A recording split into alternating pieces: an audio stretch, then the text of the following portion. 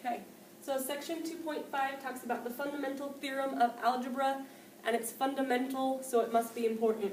This is what your homework is going to be on today. Next slide.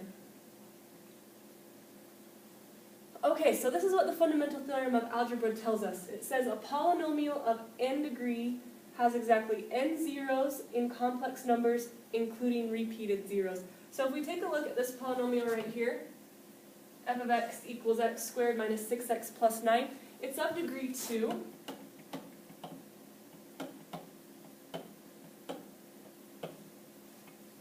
So its degree is 2, which tells us that it should have exactly 2 zeros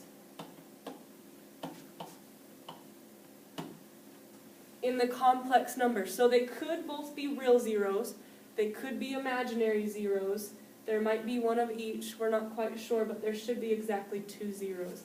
So the process to finding a zero is, when I'm looking for zeros, I put a 0 in for y, and I solve out for x.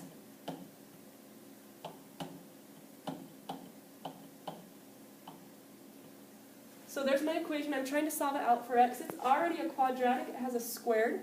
So we can solve that either by factoring, completing the square, or trying the quadratic formula. I'm going to try factoring first and see if it works. So I'm thinking, what multiplies to 9 that adds to negative 6? Multiplies to 9, adds to negative 6. That would be negative 3 and negative 3.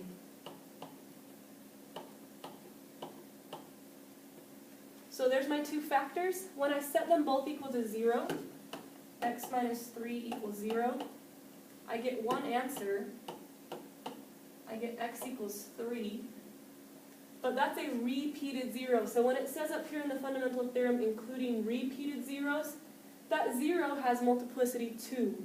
It came from two factors, x minus 3 and x minus 3. So that counts as both of our zeros. If we were to make a graph of this function,